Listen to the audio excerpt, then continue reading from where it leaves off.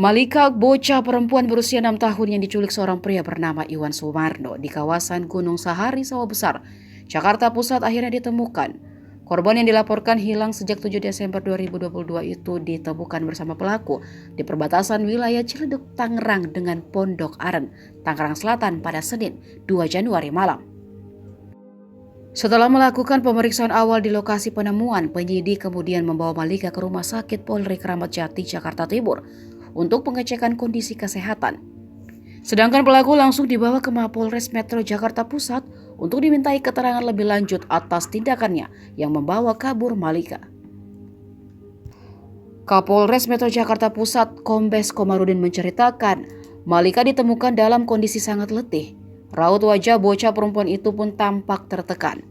Malika saat ditemukan di kawasan Ciledug Pondok Aren mengenakan pakaian yang sama dengan baju ketika dia diajak pergi Iwan pada 7 Desember 2022. Mantan Kapolres Metro Tangerang Kota itu menduga bahwa Malika terlihat tertekan karena tak terbiasa dengan pola hidup Iwan yang tidak memiliki tempat tinggal. Kondisi itu membuat Malika harus ikut tidur di emperan jalan bersama gerobak untuk memulung milik pelaku. Korban pun harus memakan makanan seadanya yang disediakan pelaku.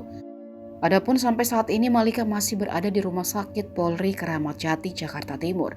Di sini korban menjalani observasi sekaligus perawatan setelah 26 hari diculik.